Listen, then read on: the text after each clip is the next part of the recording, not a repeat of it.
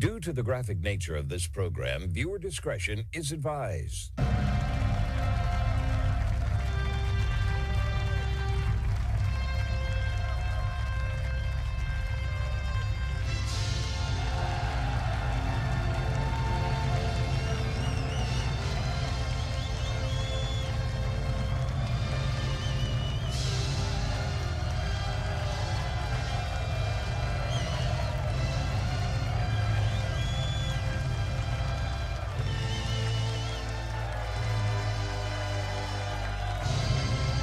Hello, everyone, and thank you for tuning in to today's broadcast. It's the Friday, May 29th, 2026 episode of the Marco Dure Show, the only show where the facts are facts and hard truths thrive. And everyone, before we get into our last weekend of May, and we'll obviously be covering all of our economic articles today, we'll go over our stock market numbers as we do every single Friday. But first things first, in order to understand our economy today, we've got to put everything into perspective. We've got to look at what's coming from the White House right now. Where do we stand with this 60-day ceasefire with Iran? That's the biggest news we can think about today. Like you, I'm hoping that everything works out. Although I have to tell you, I'm realistic, and I know that the bottom could fall at any moment right now. We could be resuming the war this weekend with Iran if President Trump chooses to do so, which I think will be terrible for our economy, because the longer this drags on, the worse shape our economy will be in this midterm cycle we find ourselves in, and the more difficult it will become to fix. Now, this is coming directly from the New York Post. Let's get right into it. Let's not waste any time. And it reads that President Trump says Friday he will make a final determination on a deal with Iran that would reopen the Strait of Hormuz, would drop the U.S. blockade of Iranian ports, and see the U.S. digging out and destroying Iran's leftover enriched uranium. To which I say, good luck, Mr. President, with all of these demands. Why do I say this to you? Because the Iranians are not going to bend over backwards to appease President Trump. That's simply just not what they're going to do. Now, in a Truth Social post, President Trump made clear that he wants the U.S. to go get the nuclear dust to ensure Tehran cannot ever develop a nuclear weapon. Again, to which I say to you, if the enriched uranium is so far deep in the earth and nobody could get access to this, why is he so worried that they're going to dig it up at some point and then use it to make a nuclear bomb? Why not just make a deal with them right now about that progress for them? Now, the enriched material, which he sometimes refers to as the nuclear dust, even in this article, they say, which is buried deep underground with virtually collapsed mountains caused by our powerful B-2 bomber attack 11 months ago, sitting on top of it, will be unearthed by the United States in close coordination and conjunction with the Islamic Republic of Iran, plus the International Atomic Energy Agency, and destroyed. First of all, there's no evidence they've agreed to this part. There's nothing that would suggest that they would say, come on in, we'll let you dig deep down in the earth, extract it, and get the hell out of here. I don't think they're going to agree to any of that, by the way. And first of all, I don't believe it was destroyed. If the enriched uranium at 60% is so far deep in the earth, ladies and gentlemen, why does President Trump or anybody in the Trump administration believe that the Iranians are going to go down and dig this up and then all of a sudden cultivate a nuclear bomb when they, first of all, have two different fatwas out suggesting they don't want to do this? This is an edict from the Supreme Leader. Remember how they kept saying the Supreme Leader is the end-all be-all? Well, Ayatollah Khamenei came out and said in 2003, we're not going to build a nuclear bomb. It's against our religion because we understand what it could do to the world. So if you have the Supreme Leader coming out and saying this, and we have no intelligence suggesting otherwise, why is President Trump so hyper-focused on this enriched uranium? Now, of course, they can enrich to the 90%, over 90% level at some point if they chose to. But there's no evidence they're doing that as well. This is what we've been hearing about since the mid-1990s with the Iranians. How they're somehow going to build a nuclear bomb. They're always a month away, a week away, a year away, and then all of a sudden, we find ourselves at war with them. Now, we haven't got any word from the Iranians on their side of the story here. Are they going to agree to all this? We know what President Trump wants. So is he just going to continue to make these addendums to what he wants to get the Iranians to the table and then say, well, you know what, we also want the nuclear material as well. We also want your centrifuges. We also want to have access to this and that. It's just simply not going to work out that way. I don't believe so. I could be wrong. We'll see. Now, he also noted that it is agreed that the United States is the only country, along with China, with the mechanical capability of extracting the uranium. Here's one thing I do want to say, though. I do think it might be possible. For example, if the Iranians were to hand over the enriched uranium to a country, a BRICS member, like China, that could be something they do. Maybe they do it with Pakistan as well. Obviously, both countries are nuclear powers. Maybe they give them the enriched uranium. That could be a possibility. Again, I don't know that they would hand over the enriched uranium. I just don't believe that. Could be happening, but again, I think they've made it very clear that nobody is going to have their hands on the enriched uranium at this point. Now, a diplomatic agreement would be the biggest breakthrough in the talks since the United States and Israel started the war on February 28th of this year, with the stated goal of preventing Iran from having nuclear weapons, which, again, they don't have. I added that part in there. Taking out its military and ballistic missile capabilities, which we haven't done, by the way, and encouraging regime change, which was the number one issue. The number one focus by President Trump and Prime Minister Netanyahu was regime change, which we have not succeeded in getting. Now we have a new government intact, and by that I mean simply a new supreme leader. Everyone else is still functioning inside the government. Nothing fell apart, which President Trump thought in, 3 days, 4 days, the government would fall apart, the people would rise up, and we'd have our new puppet Pavlovi in there to do exactly as we say. That didn't happen, and it will not happen. And I think the realization is set in with President Trump right now. He realizes there's really no successful way for him to sell this war to us.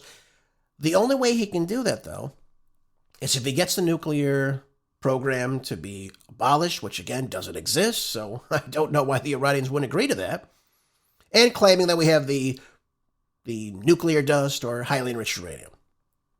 Once again, I don't think the Iranians are going to just hand over what they've created so far. I think that's leverage on their half that they can do this. Now, if they're serious about this, why would he ask them to hand over the centrifuges that also allow this process to take place? Again, this is looking like the JCPOA all over again. Really, that's what it is. And Trump does not want that. He does not want to be seen as an Obama figure, a Bush figure, a Clinton figure, any of these people. He wants to be in his own category, but he's not getting that. He wanted to be the first U.S. president that could say, I took down this regime. Jimmy Carter couldn't do it. President Reagan couldn't do it. Hell, Carter and Reagan allowed the CIA to support the Iraqis as proxies to go to war with the Iranians. Didn't work out.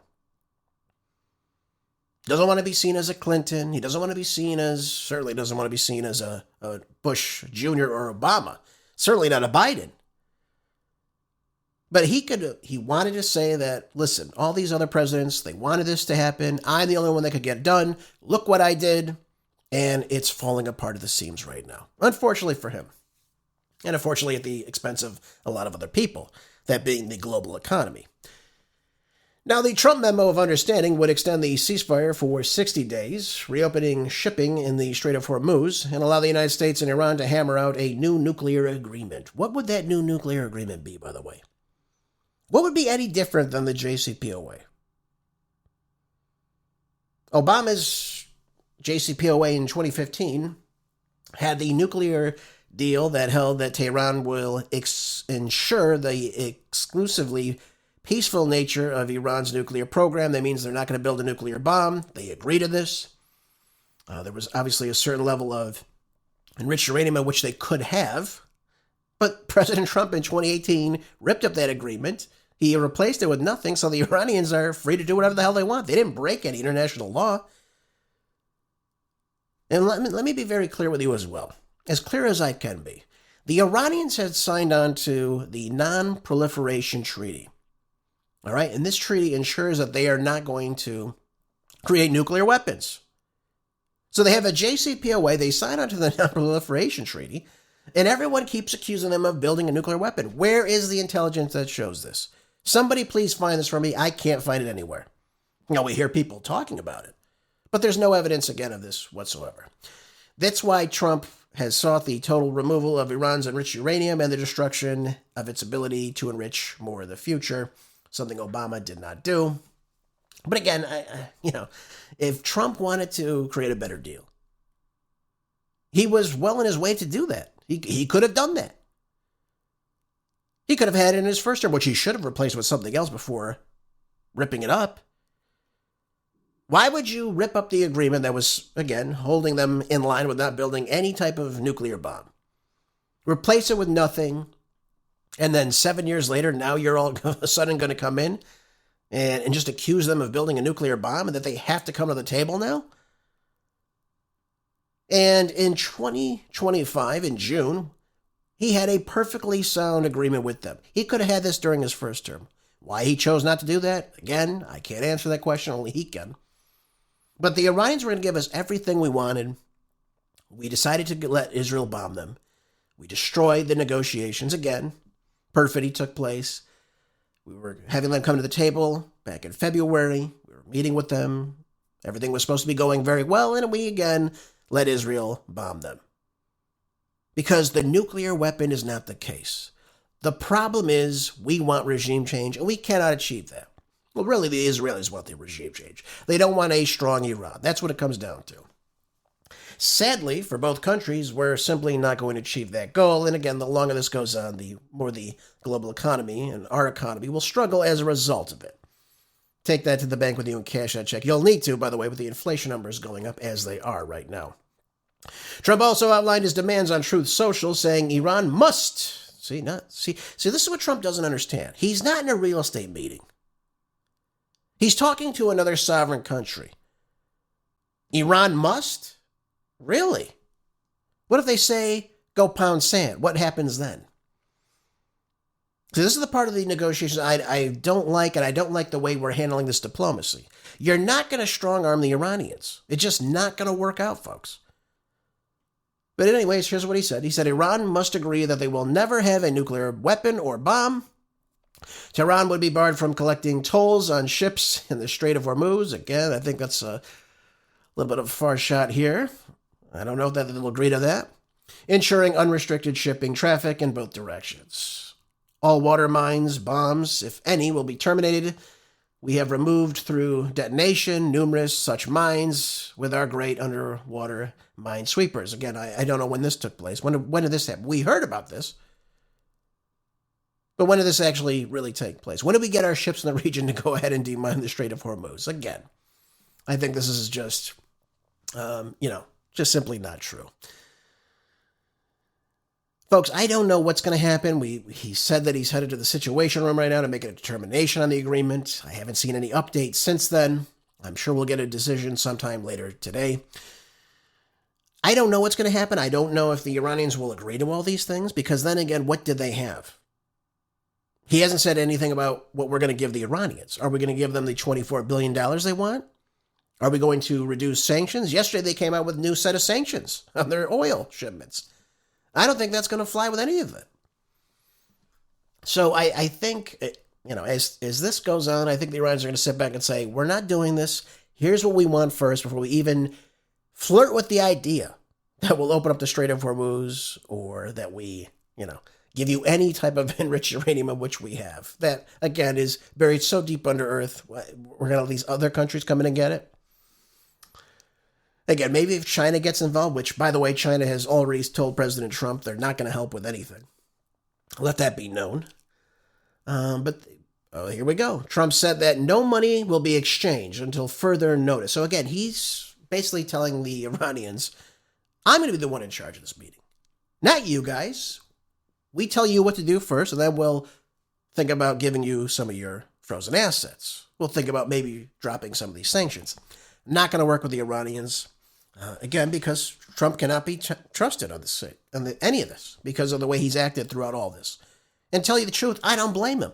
Would you trust anyone that during negotiations you have attacked them twice? So in other words, if the Iranians demine, which again will take months, I'm told, and they let everyone come through the Strait of Hormuz without any toll system, they're never going to probably get that back. If Trump says that the United States will monitor it, are we going to have what? ships outside of the Strait of Hormuz to make sure everyone has a safe passage through that? And if we could do that, why wouldn't we have done that already? With Operation, Freedom? Yeah, how did that go? No ships wanted to cross through. And the UAE ships that tried to were turned around very, very quickly, heading back to Dubai. So, folks, again, I want things to work out. I want peace. I pray for peace every single day. I don't want to see innocent people anywhere getting killed. But we cannot treat the Iranians like this. In order to have a negotiation, you have to have a serious team in place.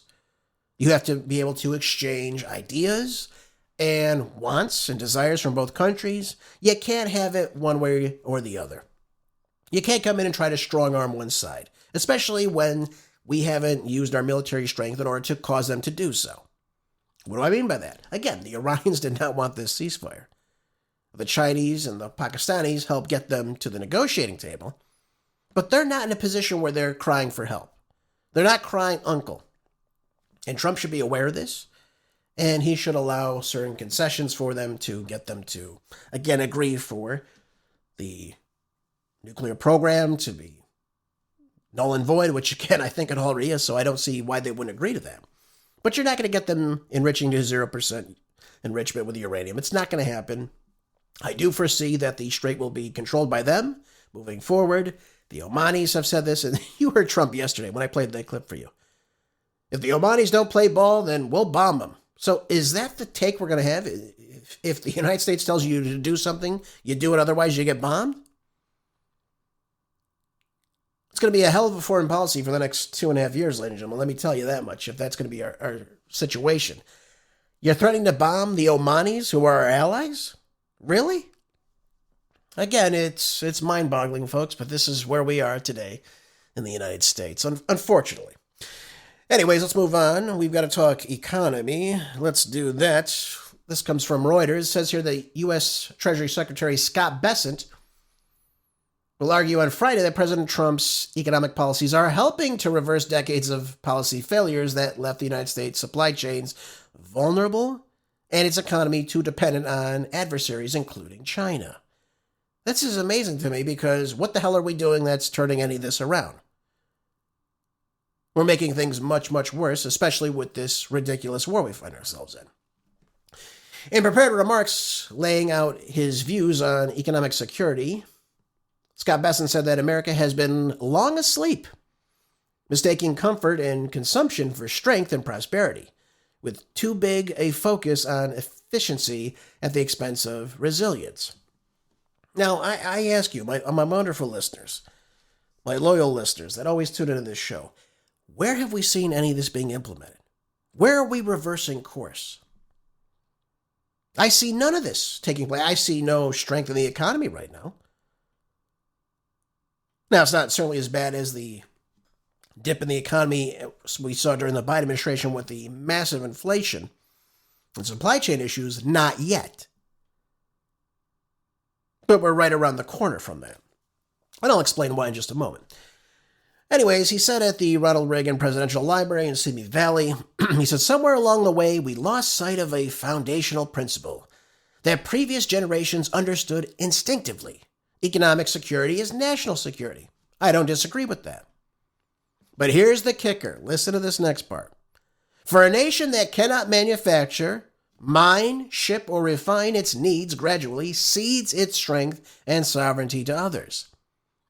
That is a dangerous dependency for any country, and it is unacceptable for the United States. Yep. What have I been telling you on this program? For months now. I've been telling you we have to bring back manufacturing to the United States. That's the only way you create a strong middle class is when you have control of your manufacturing. Your mining, your ability to ship those goods to various countries that want them. We're not doing that. We're not getting those jobs back. Not by a long shot. And that's the problem. That's why we're not seeing growth the way we should. I told you before, you can't rely on Amazon packages. You can't rely on Starbucks lattes and think you have a booming economy. It's just not going to work.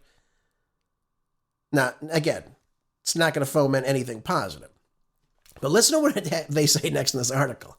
They say a series of bipartisan policy mistakes, yeah, absolutely, including allowing China into the World Trade Organization and putting too much faith in the rules-based trading system to police non-market economic policies, led to the erosion of the U.S. industrial base and dependence on foreign suppliers. Again, he's absolutely right. What did Bill Clinton do in 2001? Let China into the World Trade Organization, whose GDP was crap for the previous 3 decades. It was a flat line across. It may as well have been dead. But what took place? We revived that country. We brought all of our manufacturing overseas. We had bad trade deals under the Clinton administration as well. Think about NAFTA. Think about other trade deals that he put in place. This allowed these other countries to, again, flourish. And again, what do we do with our manufacturing? It went abroad. We said, we don't need those types of jobs anymore. Really? We don't need those types of jobs? How's that working out for us right now? And again, I think, ladies and gentlemen, I think you would agree with me. Since 2001, things have gotten much more unaffordable.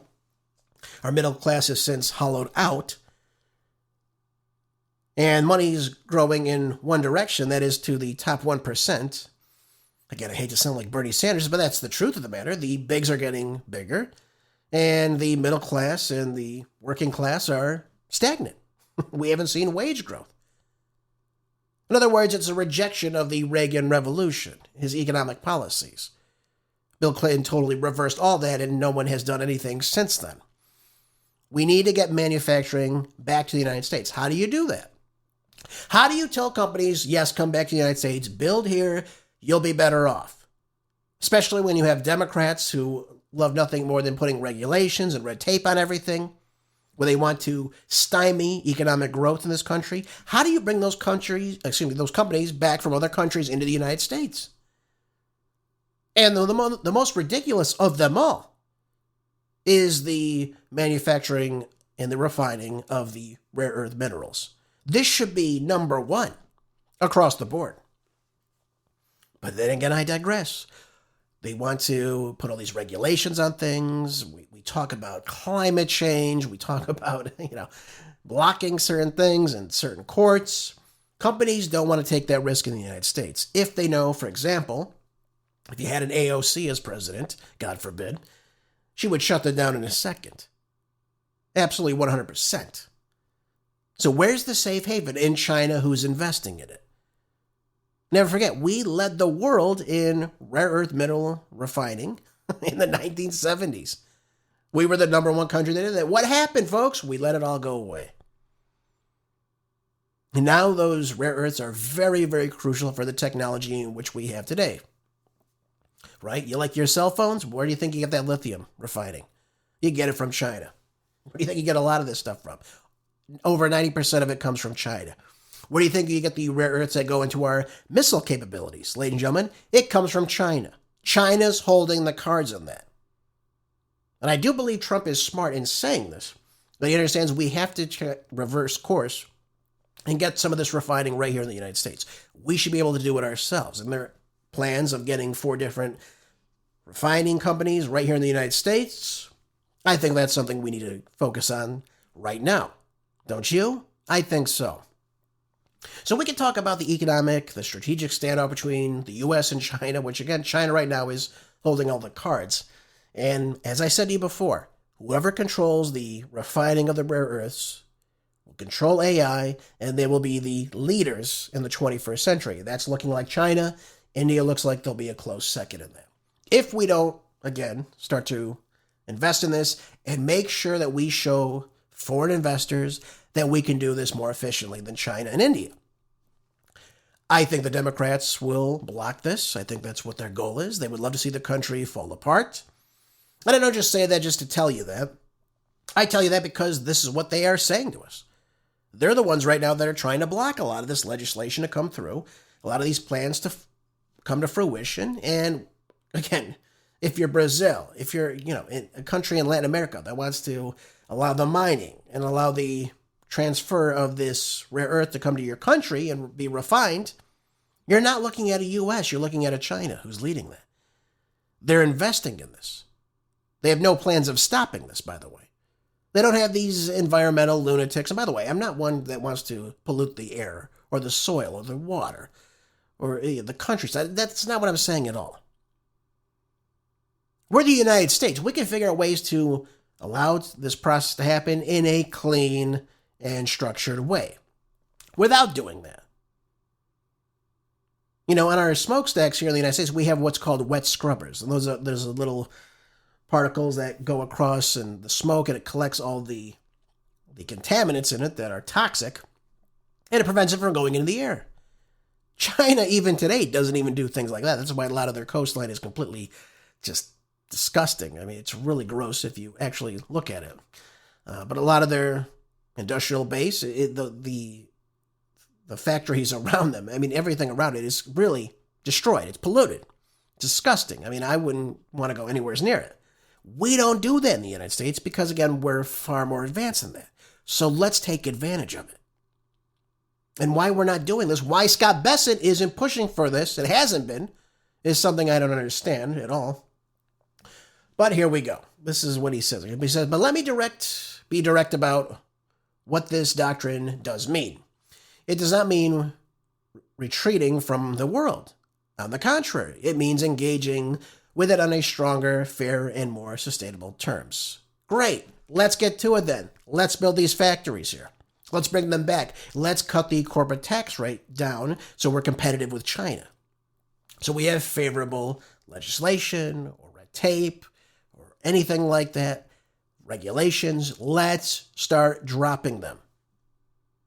Otherwise, you lose out to China. You lose out to Beijing's dominance in the critical minerals, the electronic manufacturing, the industrial policies. If we don't do this, folks, we lose. We lose. And you can forget all about that GDP because it's going to be starting to drop significantly. We're at a watershed moment right now with this economy. We can say, let China take the lead. We'll simply let these imports come in, and then we wonder why we have trade deficits. It's not because China's ripping us off. It's because we're allowing China to produce more goods that we would like here in the United States, and we're not producing it right here. Now, we can have tariffs. I'm not saying we can't. We shouldn't have these out-of-control tariffs because, again, a tariff's a tax, and we pay the brunt of that here in the United States. The consumer does. But when we're focusing on growth and stability, good-paying jobs, manufacturing is where it is, and the future is going to be in these critical rare earth minerals. And the jobs it creates along with that, in the electronics, in the industrial base, in the military base. I think Trump can understand this. I think he does. Which is why I have no idea why he's focused on something so incredibly stupid like going to war with Iran or going to war with Cuba or wanting to take Greenland. Let's stop the stupidity. And let's start realizing that, yes, we have to build this economy. We can do this. Trump's a nationalist. He understands this. This should be his number one focus, and it should have been 17 months ago when he first took office. Again, we're not seeing this, though. So I pray that his administration can smell the morning coffee. I don't know what else to say to you, ladies and gentlemen, but we have to figure out ways to become more efficient with our economy, and we can easily do this. We can easily reverse course as to what we're doing right now. Like Gerald Celente says, China's business is business. The United States business is war right now. That's why you're seeing China lead. That's why you're seeing their GDP doing very well right now. Again, we have the higher GDP as of right now. But if we don't start investing inside the United States, developing inside the United States, and making it a draw for businesses all around the world, in the global economy, you can forget all about that. China will take that mantle. They want to. That's why you saw Xi with all the cards, folks. Well, Trump just went and visited right now. Let's turn this around. Let's get away from this. Let's reverse course. That's the only thing I can say to you on that front.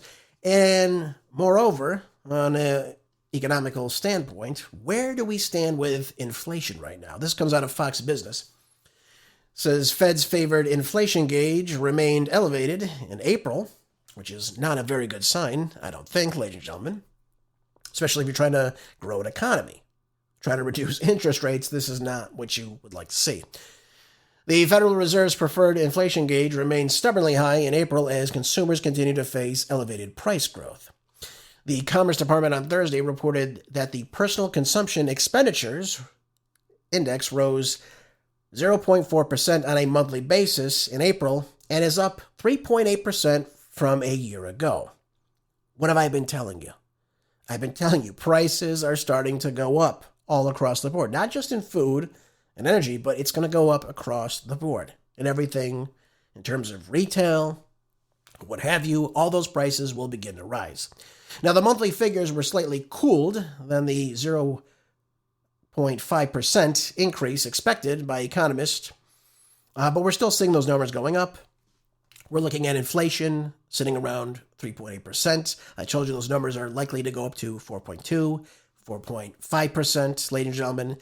They're going to start going up. We haven't seen the effects of this war yet. That's what I'm trying to illustrate to you. We haven't seen the out-of-control oil pricing. We've seen them rise significantly. We haven't seen the supply chain fall apart yet and start bottlenecking. That realization is coming all too soon. Now, the core PCE, which again excludes the volatile measurements of food and energy prices, just like the core inflation, was up 0.2% from a month ago and increased 3.3% year over year. So this means, this is what this is telling us. The same goods and services you bought last year, you're spending 3.3% more now today. Inflation is up 3.8% from a year ago today. So the money in your pocket, ladies and gentlemen, you're spending more of it to get the same damn goods. That's what I'm trying to illustrate to you with this article. Trump needs to be aware of this. He needs to bring this cost down all across the board. And again, when you offset something like oil prices and gas prices, everything else reflects that. It has to. It's how you heat and cool your home. It's how you turn the lights on in your house. It's how you get from A to B with your automobile. And when it costs more to get your goods from A to B, those prices go up in the stores. Again, Economics 102, ladies and gentlemen. Now, compared with March's annual readings, headline PCE numbers rose from 3.5% to 3.8%, which core PCE increased from 3.2% to 3.3%. Goods prices were up 1.2% in April compared to a year ago, and we're down 0.1% from the prior month. So we're still very much elevated, folks. We see service prices increase 2.5% on an annual basis in April, an increase 0.2% from just a month ago. So everything seems to be going up in the wrong direction, and we need these prices to come down, especially in an election year when we're vying to keep control of the House and the U.S. Senate.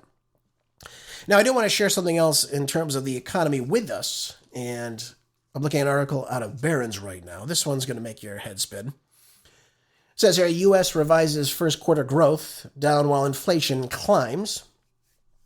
Yep, what did I always tell you? I said they always revise these job growth numbers. They revise the GDP numbers, the inflation numbers usually.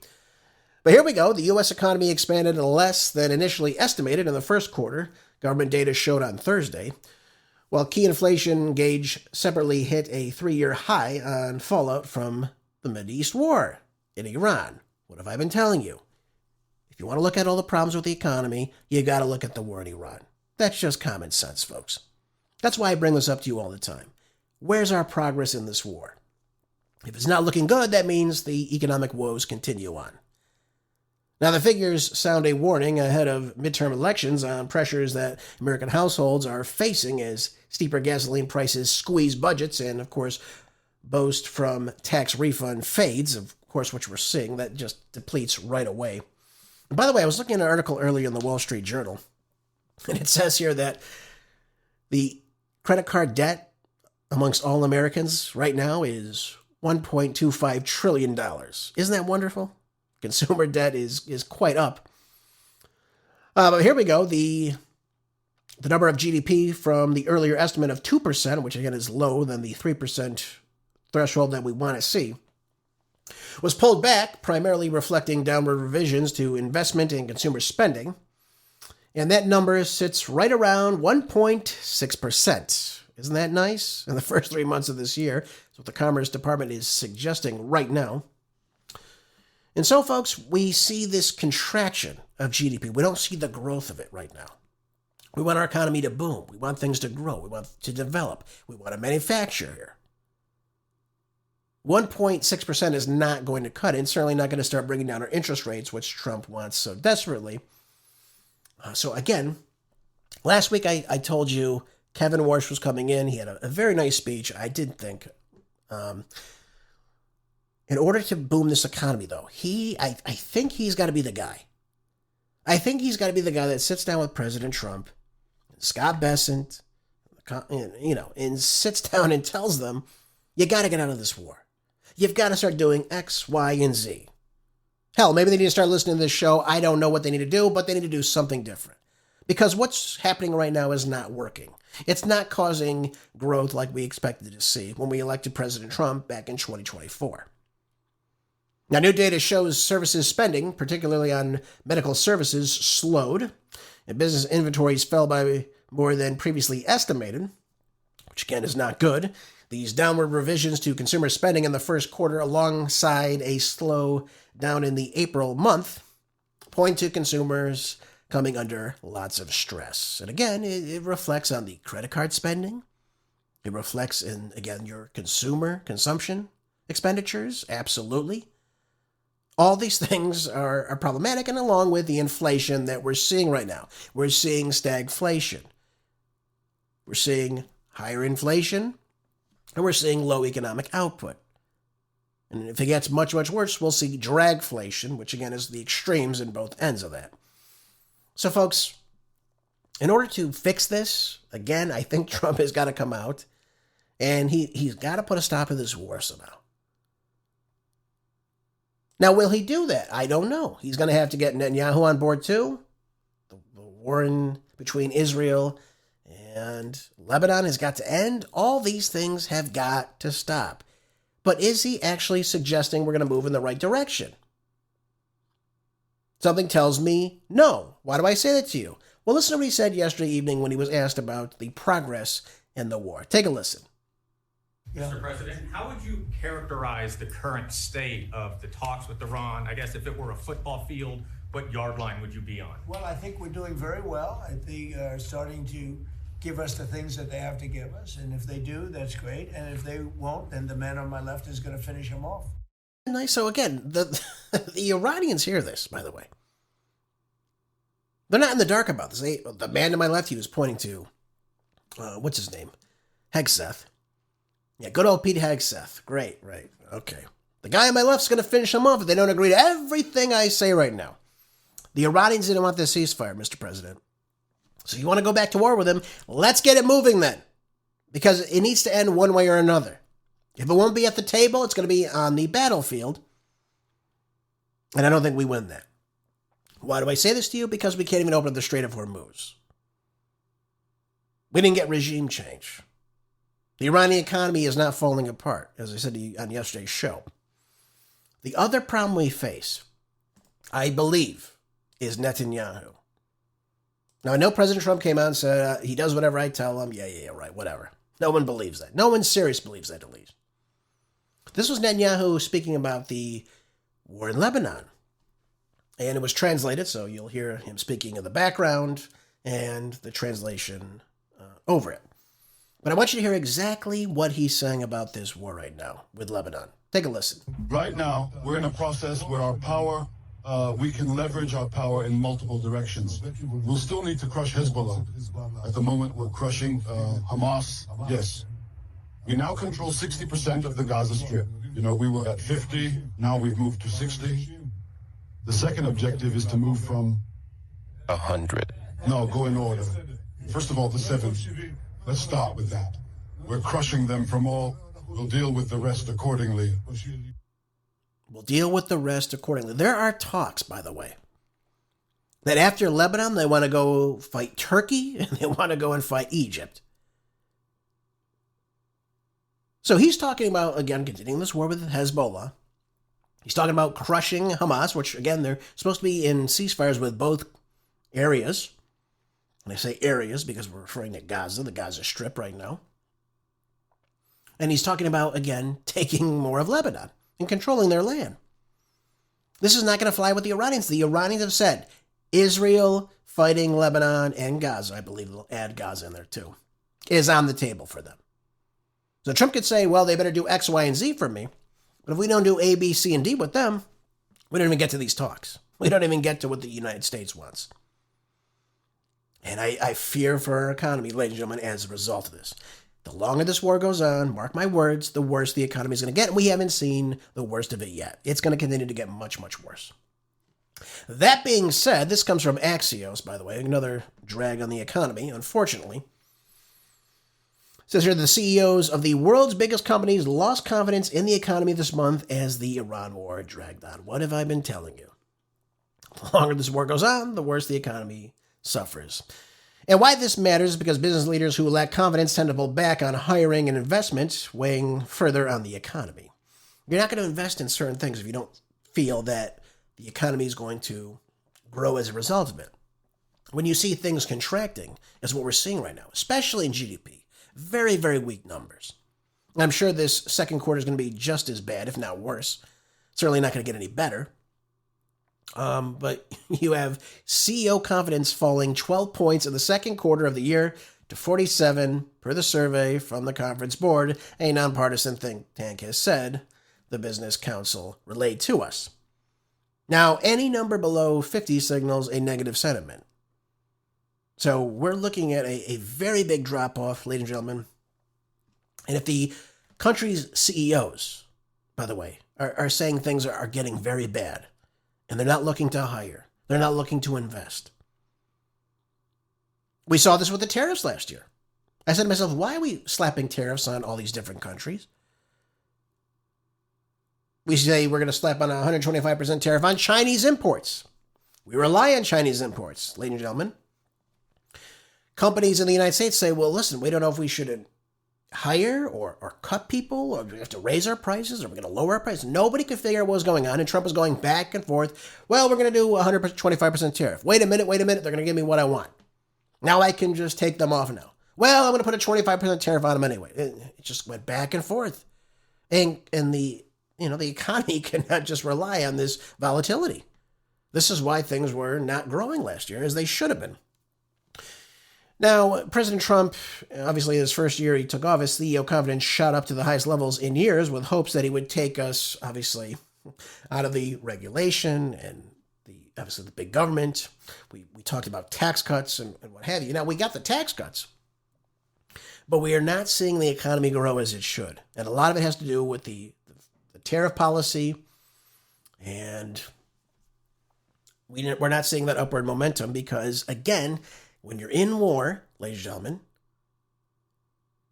you're not seeing the proper investments take place because you don't know what's going to happen. You don't know what's going to happen with the economy. And that's the biggest problem with all this. Now, only 50% of CEOs said that the economic conditions were better now than they were 6 months ago, down from 39% in the first 3 months of this year. Yep. So we have our own CEOs in this country saying things are not going so well. Not a shock, folks. Not a shock at all. Let's take a look at our markets, folks. Let's see how things are going before we get into some other pressing articles today. Dow Jones right now is trading at $51,007.46 a share right now, up almost 340 points today from yesterday's close. S&P 500 trading at $7,582.58 a share, up 0.25%. And the NASDAQ trading at $26,973.52 a share, up 0.22%. So we have some slight gains today. Obviously, the NASDAQ is up 8% for the month. So we're seeing some leads because largely of what's taking place with the tech stocks, as we'll go over next. But really, we're seeing the AI revenue momentum still surging. Again, the government is bullish on it. As you'll see, Microsoft, NVIDIA, Broadcom, Meta, all reporting the accelerated cloud AI demands. We have record data center spending as well. We know they want to build those data centers, which, again, I'm not terribly fond of, but this is where the investment's going. And by the way, you're seeing other expanding margins coming from other AI services as well. We're also talking about the interest rate expectations easing, which I don't believe is going to happen anytime soon. We know that we want that to happen, but again, with the inflation the way it is, I don't see that coming as a reality. Just not yet. Certainly not yet. Let's take a look at our stocks, ladies and gentlemen. Let's look.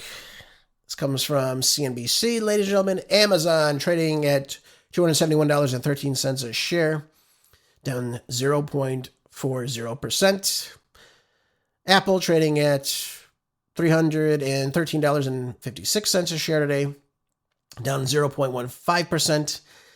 Alphabet, Google trading at $382.94 a share, down 0.21%. We have Tesla stock trading at $429.79 a share, down 0.41%. Microsoft with a little bit of an increase of 0.17% today, trading at $440.73 a share. NVIDIA trading at $215.92 a share, down barely at 0.05%, almost not changed. And we look at Meta, up barely at 0.01%, trading at $632.96 a share. Broadcom down 0.1% today, trading at $426.58 a share. Micron, again, down just slightly, 0.53% today, trading at $935.59 a share. And Advanced Micro Devices trading at $521.72 a share, up 0.7%. And finally, Bitcoin. Where is Bitcoin today? Trading at nearly $73,500, holding steady amid record equity market highs. There we go. Now, the summary, of course, again, as I say to you, again, with the tech is very bullish right now on the AI and infrastructure demands. We've got NVIDIA and Microsoft leading in with slight gains.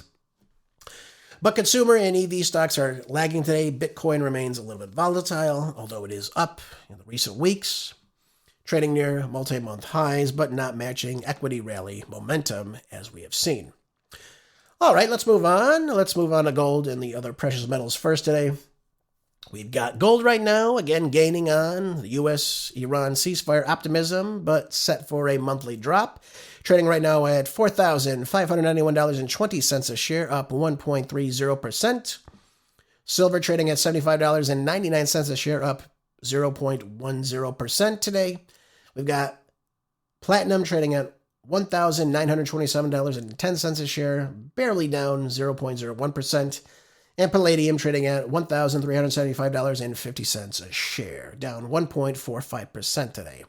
So again, the war is going to be affecting how the gold prices are working out. They've been kind of in the higher $4,000 threshold, of course. I do think that gold will continue to go up, especially if you see the dollar beginning to drop off yet again. Which brings us into our final point today for our market. How's the oil looking? That's what I always say to myself. What's the oil doing today? We're seeing it drop off yet again, falling after President Trump says he will make some final determination on the Iran war. That's what everyone is thinking about right now. And I think that's why you're seeing the markets reflecting as a result of this rhetoric. Now, it could easily go back up in the other direction very, very quickly. But we're looking at the West Texas Intermediate right now, trading at $87.18 a share, down 1.93% today. And Brent crude, down as low as I've seen it in quite some time, although it's still very much elevated as it was since prior to the war starting, trading at $91.99 a barrel, down 1.84% today. So that's that with the oil. And again, as long as this war goes on, as the bottlenecking starts to set in, as I've told you before, the last ship to come in to the ports in California from the Persian Gulf with oil was docked last week. It takes roughly about 2 months to maybe get to some of their final destinations. Some countries have already seen some of the final oil approaching their ports and going through the refinery system. We haven't seen that take place yet in the United States. As I said to you yesterday, Trump sold 17.8 million barrels of oil from our strategic petroleum reserves right here in the United States, which is supposed to be, ladies and gentlemen, for emergencies and for our military, of course. But he sold it at a much lower price, which is easing some of the pricing here in the United States. Yeah. So that, ladies and gentlemen, is a major problem. It's showing us that bad times are likely ahead, unfortunately. And I say this to you not because I want Trump to fail. I obviously don't. I'd like to see him lead the country the way we elected him to lead the country. Grow the economy. No foreign wars. Obviously lead strength. But that's not taking place right now, unfortunately, ladies and gentlemen. Unfortunately. Only time will tell. So that's our weekly economic report, ladies and gentlemen. And again, not a very positive week. We're seeing some highs, of course, with the tech stocks growing, of course. But overall, Main Street is different from Wall Street, as you all know by now. Let's move on. We got an article out of Quartz talking about what's going on with TikTok. And it says there's Senator Markey questions TikTok Oracle deal and national security interest. And he sent a letter to TikTok USA and Oracle demanding information about whether the joint venture established to keep TikTok operating in the United States adequately, addressing national security concerns about the app's Chinese ownership, which is still in control by ByteDance, by the way. Now, in a letter sent on Friday, Markey alleged the spinoff arrangement fell short of the 2024 law designed to sever ties between TikTok's U.S. operations and ByteDance, the app's Chinese parent company, saying it violated the law's spirit, if not its text. President Trump managed to keep TikTok online by only ignoring the law's central goal on relying on the vague, unproven safeguards to address the legitimate risks to national security. Now, he says also that Congress and the American people need to understand if and how this deal protects against the Chinese influence over TikTok's content. Yep. What's going on with that? Well, obviously, listen, Oracle came in and bought a majority of the stock here in the U.S. category. Other companies did as well. But we should have answers because that was the main problem with it, right? That's why they wanted to sell it. They wanted to sell it because they felt that the algorithms that China was controlling through ByteDance was differing, say, from what they were seeing in the China market. So in other words, they were targeting, they were suggesting, they were targeting children to see various things in the United States, but they were different among the algorithms inside of China, which were more guided to education and things of that nature. Whereas in the United States, it was much different. Now, let me be very clear with you.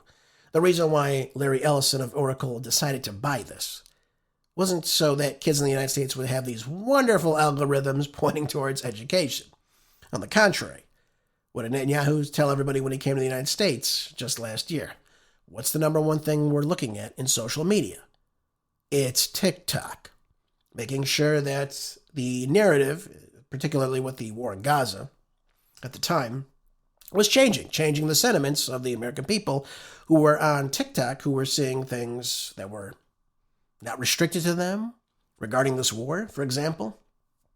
They wanted to change that idea here in the United States. Now, I don't use TikTok. I don't know what's changed with it. I'm probably never going to be on it. I know lots of businesses like to use it. I think we have, 7 million businesses in America that are on it now. They get their information out. They use it as a business platform, which is a great idea, obviously, in the internet entrepreneurship. But the idea why we wanted this to be sold in the first place, or sold off in terms of its governing board, was because we said that China was trying to, obviously, get into the United States, and obviously it was a national security risk that they can see who's in Congress and what they're doing, and things of that nature, of course. So I think Markey's right, though. Are we stopping that risk? Where's the evidence that that's happening right now?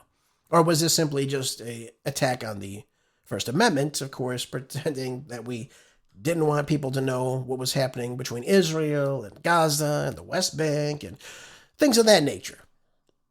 So I will be interested to see exactly what takes place from here on out. Are we obviously not being spied upon by the Chinese government by using TikTok from our elected leaders? That obviously is a very important course of concern.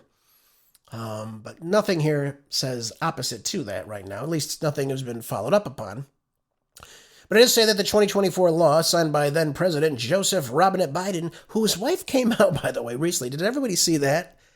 She thought old Joe was having a stroke during his debate with President Trump, which prompted his dropout of the race in 2024. It's amazing. She never saw Joe that bad and never saw it that bad since. Well, what are you going to do? Joe is much past his expiration date, I'd have to say. But isn't that great? She's sitting there watching him, just totally melt down. And certainly his mental decline was just, I don't know, peaking at the moment. I don't know. She never saw anything like that before. It's amazing to me. But anyways, the law prohibited any cooperation on content recommendation algorithms between ByteDance and the New American Ownership Group. TikTok is used by over 200 million Americans, according to Reuters. But again, we have to understand what's going on with the security patch for this. What's going on? Are we preventing the Chinese from, again, manipulating and hacking into accounts used by our government officials? Obviously, that would be a major security risk, I would have to say. Again, only time will tell exactly what's going on with that. But I want to point out to something very, very important, because this is something that'll make you happy, especially if you're living in the great state of Florida. Ron DeSantis, folks, who I like a lot. Again, he aligns with a lot of my values, I'd have to say. I think he's a guy who can get things done. Don't you? Ron DeSantis, despite the economy right now, has probably one of the hottest governments, aside from Texas, I'd have to say, in the country right now. It's a hot spot. Lots of people want to get there. They want to move there. They're fleeing states like California, and Illinois, and New York, and Massachusetts, among other states, and going to sunny Florida. Well, what is Ron DeSantis now doing? On May 27th, calling for a special legislative session to pass his plan to exempt homeowners from paying property taxes on their permanent residence. Now, I gotta say, folks, if you're a homeowner and you so-called own your home, why would you still be paying a tax on that home? Do you pay a tax on your automobile once you finally pay off that debt on the car payment? No, you don't continue to write a check to, BMW or the state government saying, yep, here we go. Got to keep paying you every single year. Well, we kind of do that, don't we? In terms of the re-registering of our vehicles every year for some ridiculous reason, you've already registered it. Why am I paying you again to register it again every single year? I still own the vehicle. It's registered in my name. I still own it. Now, if you want me to prove that I've up to date on my insurance every single year, fine. I'm fine with that. I pay for the insurance every year. That's fine. It's all in my name. Great. But why am I registering the vehicle yet again? That's what I don't understand. It's a way just to take more of your money. Don't you think so? Obviously. But anyways, this is a good idea, I think. If you own your home, if you own your own land, and you've paid off your debt, why are you still paying taxes on it? Now, people argue, well, Gervais, come on. We pay property taxes for education and other various things inside the state. Folks, there was a time not too long ago when you owned your land, you didn't have to pay time and time again for all this. And, I think DeSantis is on the right path here. But obviously, he's revealing his plan to sign a proclamation that would require state lawmakers to convene in Tallahassee to discuss his Save Our Homes proposal starting on June 1st. And he says that taxing something that you own repeatedly, which is property tax, is the worst way to do taxation. I like this so much. I got to be honest with you. It's great. It's going to draw more people into Florida to stay there, which is smart because then you have more people, you have more commerce, and what have you. It's a draw. And DeSantis hopes that by eliminating the taxation from Florida's homesteads could be a bipartisan effect. And he says you pay all these taxes to acquire that property, that year after year you're just having to write a check for the privilege of being able to maintain ownership of something you supposedly own. He's absolutely right about that. What happens if you don't pay that property tax? They kick you out, don't they? So do you really own it? Something which suggest otherwise, ladies and gentlemen. Now, that proposal contemplates phasing in the exemption and creating a state trust fund to compensate local governments for lost revenue, because the measure would involve a change to the Florida Constitution. If passes in the state Senate and the state House, which both are Republican controlled right now, it would then need to be approved by the voters in November. Well, who would not want to vote for that? Seriously, who would want to vote for that? Now, they're saying here that the property tax revenue collected by the local governments in the Sunshine State nearly doubled in 7 years to $60 billion from $32 billion. Again, because Florida's a draw right now. Florida's growing. That's why you're seeing those things. And by the way, the real estate is up right now as a result of that supply and demand. But DeSantis wants to make local governments use property taxes only for core public needs such as public safety, education, infrastructure, and natural resources, which it was already intended to do. By the way, I can't argue with that, so I will not say anything else on it. But again, look what Ron DeSantis is doing. Ron DeSantis is growing his state. That's why people want to go there. And by the way, when he leaves office, it'll be interesting to see how this state turns, if it will continue to grow as is, if the next governor, hopefully a Republican, will take that mantle and continue to move on with it. And again, follow the Constitution. Remove all the red tape. Remove all these ridiculous procedures we've been following for quite some time, folks. And as a result of that, I got to tell you, I think this is a step in the right direction. Don't you? Would it be nice to pay less taxes if you're a permanent resident in the state? Now, again, if you aren't a permanent resident or you're still paying off your debt, then you would be paying those property taxes. But if you own your home completely, you've got that deed of the house, why would you want to pay more? Of course you wouldn't want to. That means you own your home. Finally a step in the right direction, folks. And I think Ron DeSantis is, I gotta say, I think he's making his way in as the maybe 2028 hopeful for the Republican ticket for the presidential race. Don't you? I think so too. Folks, thank you so much. I had some other articles too. We'll hopefully get to them next week sometime if they're still relevant. Thank you again for being here as always, folks. I appreciate you so much. Make sure you're always staying prepped with food, water, medicine, fuel, money, tools, anything to be self-sufficient in times of uncertainty. Enjoy the rest of your day. Have a blessed weekend. I'll see you back here Monday for more groundbreaking news on the next Marco DeRay Show. Until then, be good, stay busy, and God bless.